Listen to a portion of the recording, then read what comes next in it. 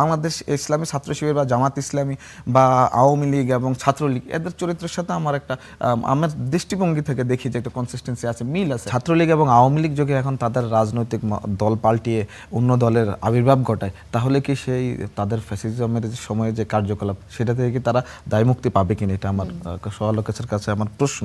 তো তানভীর বারী হামিম যে কথাটা বলেছে যে ছাত্রসংঘ বাংলাদেশের স্বাধীনতা বিরোধী ছিল, এটা আমরা জানি ছাত্র সংগঠন হিসেবে।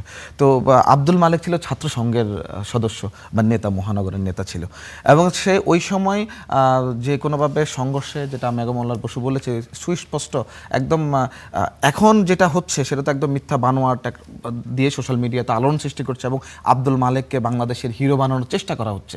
যেহেতু দুজনই বাংলাদেশের ছাত্রসংঘ যেহেতু 1971 সালে দেশবিরোধী ছিল, সেহেতু আব্দুল মালেক ছাত্রসংঘের সদস্য। এই কারণে আব্দুল মালেক যদি সেই দিন পর্যন্ত বেঁচে থাকতো তাহলে সে নিশ্চিতভাবে বলা যেত নিশ্চিতভাবে দেশ বিরোধী।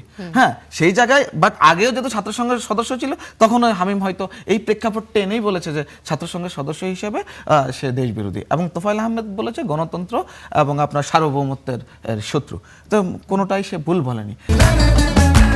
আকিজ এসেনশিয়াল সরিষার তেল, স্বাদে ঘ্রাণে সেরা। আপনি চিন্তা করেন যে 69 থেকে যদি আব্দুল মালেক বেঁচে থাকতো তাহলে 71 তো বাংলাদেশ দেশ বিরোধী হতোই, এটা তো স্বাভাবিক কমন ফেনোমেনা। এরপরে যখন আপনার তোফায়েল আহমেদের কথা, দুইটা কথা বলেছে। এখন ওনারা তোফায়েল আহমেদের মৃত্যুর সাথে আব্দুল মালেককে এত বছর পরে যে প্রশ্নটা আপনি ওনাকেই নিজেও করেছেন, যে একটা মানুষকে আবারও বাংলাদেশে হিরো বানানোর চেষ্টা চালানো হয়। আসলে বাংলাদেশ ইসলামী ছাত্র শিবির বা জামাত ইসলামী বা আওয়ামী লীগ এবং ছাত্রলীগ এদের চরিত্রের সাথে আমার একটা আমার দৃষ্টিভঙ্গি থেকে দেখি যে একটা কনসিস্টেন্সি আছে, মিল আছে, এবং তাদের অ্যালায়েন্স এত গভীর। যেমন আপনি দেখেন 1986 সালে ইলেকশনে তাদের অ্যালায়েন্স হয়েছিল, পরবর্তীতে আবার হয়েছিল, 96-তে হয়েছে। এভাবে কিন্তু তারা তাদের অ্যাক্টিভিটিসগুলো কিন্তু দল আলাদা। একজন হচ্ছে মুক্তিযোদ্ধার চেতনাকে বিক্রি করে রাজনীতি করেছিল, বাংলাদেশে আরেকজন ধর্মকে নিয়ে রাজনীতি করছে। এই কারণে এদের কার্যক্রম আমার কাছে অনেক সময় মানে মিল পাওয়া যায়।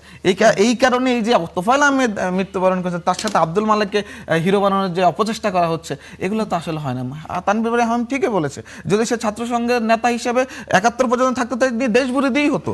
আবার তোফায়েল আহমেদ সার্বভৌমত্ব এবং গণতন্ত্রের বিরুদ্ধে গিয়েই তো ফ্যাসিস্ট প্রতিষ্ঠা করেছে বাংলাদেশে। সে এবং ফ্যাসিজমের সকল কার্যকলাপে সে মন্ত্রী ছিল, এমপি ছিল, এবং আমাদের ছাত্র দলের ভোলার সভাপতি, ছাত্র দলের সভাপতি নূর আলম থেকে শুরু করে শাওন, অনেকে শহীদ হয়েছে। সে এইগুলোকে মিসএন্ট্রিপ করেছে কিন্তু এসে এই সংসদে এসে। সুতরাং তোফায়েল আহমেদ তো নিজেই আত্মস্বীকৃত না, তারা একদম বাংলাদেশের প্রতিটি স্তরের জনগণ স্বীকৃত তারা ফ্যাসিস্ট। আর আব্দুল মালেককে বর্তমানে আবার একটা সংগঠন হিরো বানানোর চেষ্টা করছে। সুতরাং আমার সহালোচক যে কথাগুলো বলছে, আমার মনে হচ্ছে ছাত্রলীগের আওয়ামী লীগ এখন নতুন দল করলে তাদের আর কোনো দায় থাকবে না, এই শিবিররা ওনাদেরকে রাজনীতি করার সুযোগ দিয়ে দিবে। এবং আমার মনে হচ্ছে ওনাদের সাথে মনে হয় তলে তলে কুসুম কুসুম প্রেম আছে।